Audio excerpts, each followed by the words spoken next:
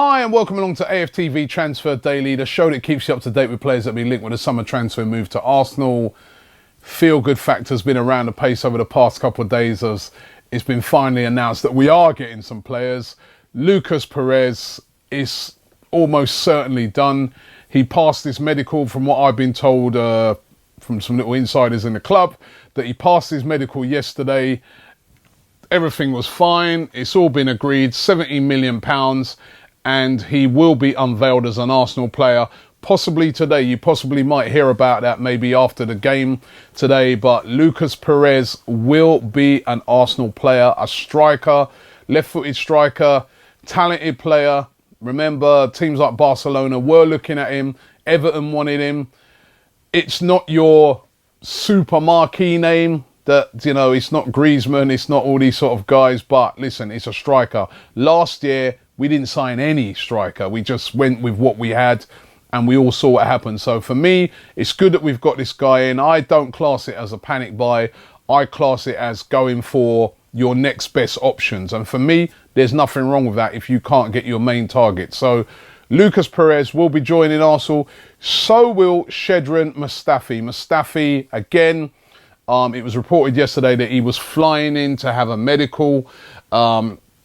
You know, everything's been all agreed.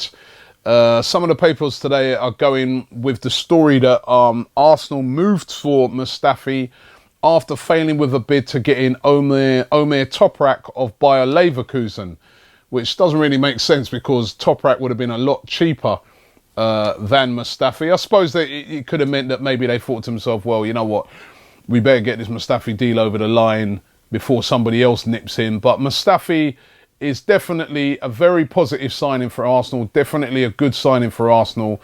It's a centre-back that we've needed. We've needed to strengthen that area, and I feel now that we've got a very strong defence. And it's very interesting yesterday on Sky Sports, they had a stat, or some stats, comparing Mustafi to Mertesacker, and the stats were very favourable for Mustafi. If you look at it here, you can see, and this again, as I said, was courtesy of Sky Sports. Mustafi played 64 games last year. Mertesacker, sorry, they both got M's to their name. Mertesacker played 59. Tackles won 93 by Mustafi to only 44 by Mertesacker. So that shows that he's a very good in a tackle. Interceptions, 230 to 108. So that again is very good. Means that he reads the game very well. Clearances, 387 to 302. So again, that's very favourable for Mustafi. His passing accuracy, 81%.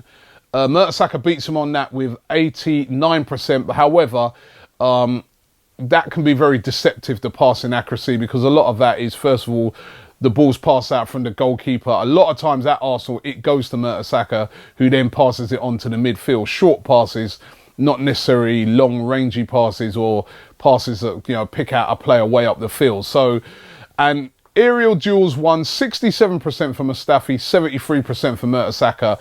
You know that would go to Mertesacker, that stat, because he's way taller than Mustafi. So he's always going to win on that one. But that's very favourable in those stats. And certainly, even when Mertesacker returns, it'll be very good. It means that we've got a very strong defensive unit, and that is something that we've lacked for a very long time. Basically, we've had a decent defensive unit, but if one of those guys drops out, we've been in problems. And don't forget Rob Holding as well.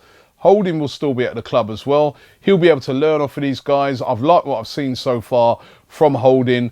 So that's looking real good there as well. So defensively, looks like we're sorted at the moment, which is something we haven't been able to say for a very, very long time. So another excellent signing. Who else are we going to get? Are we going to get anybody else? Wenger sort of suggesting yesterday that will be it. That he's got such a big squad. But the newspapers and the media don't seem to think so. A lot of them are still linking us with a lot of other players. Would you believe Lacazette still being linked with a move to Arsenal? Transfer Market Web, they claim that Arsenal are going to revive their interest in Lacazette and go for a last-minute bid. Lyon want about £60 million. No way on this earth are Arsenal going to pay £60 million for Lacazette. He's not worth that either. Let's have it right. Lacazette is not worth 60 million. Lacazette is probably worth 30 to 40 million pounds. I think definitely he's worth that. But Lyon are going to hang on to Lacazette now. They're in the Champions League. They've just had their Champions League draw.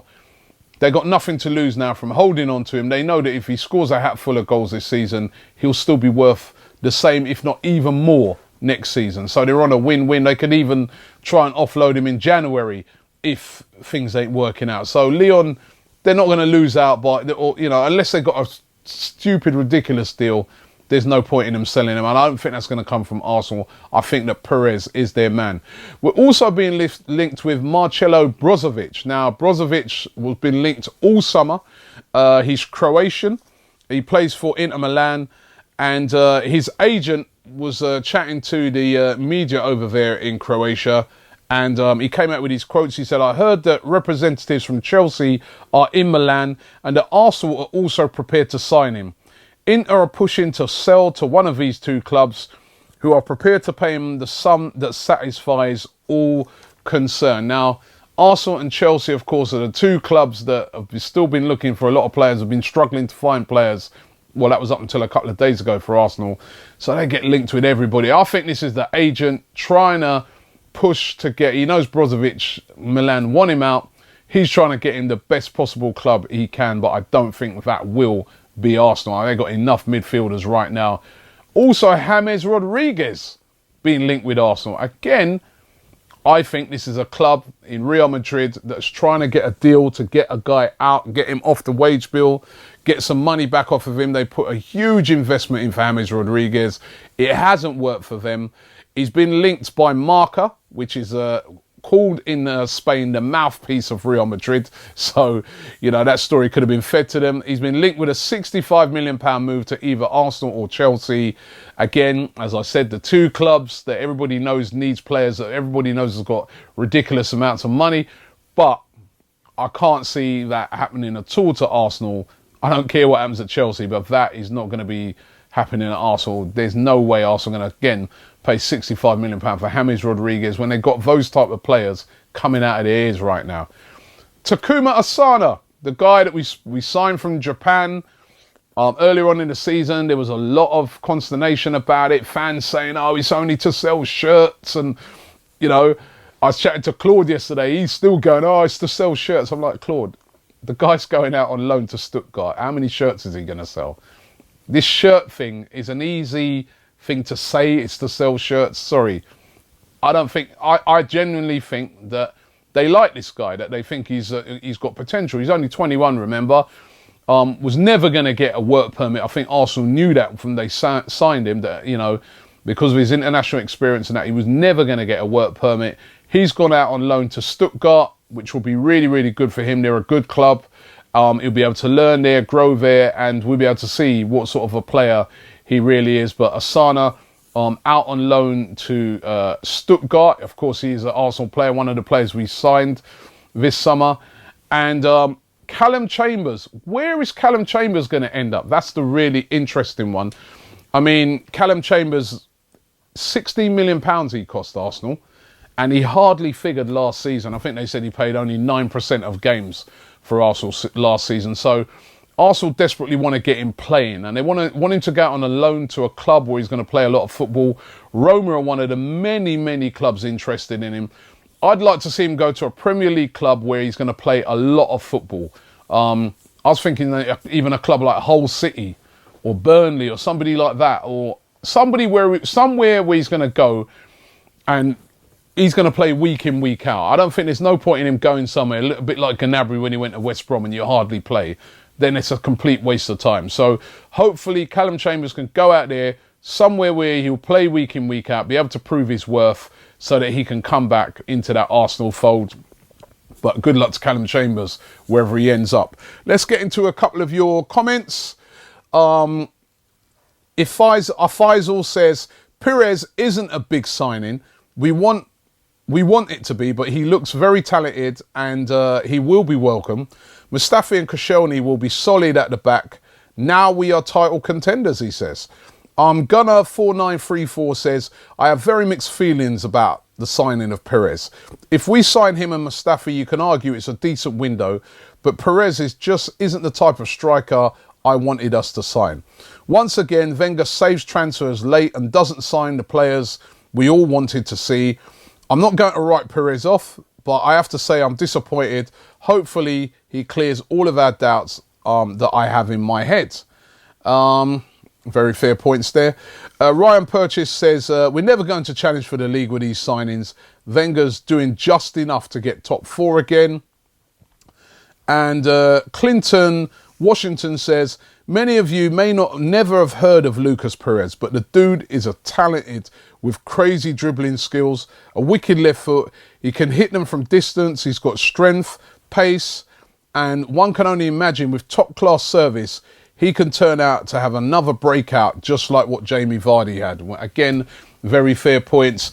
I heard Guillaume Balaguer, who's a respected Spanish football journalist, say yesterday that he thinks that Arsenal have got himself a really, really good player there, that he played really well, 17 goals in a struggling Deportivo last season, and he thinks that he'll be a hit at Arsenal.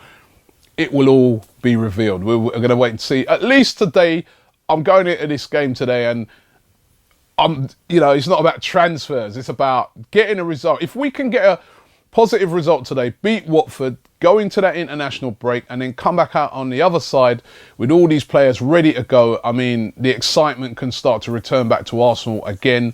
But listen, at least we're getting some signings done. What do you guys think of it? Leave it in the comments below. Looking forward to the game today. Watford versus Arsenal should be a good one. And by the end of the day, I think we'll have a striker. Thanks for watching AFTV Transfer Daily. ArsenalFanTV down here at Vicarage Road, the home of Watford FC.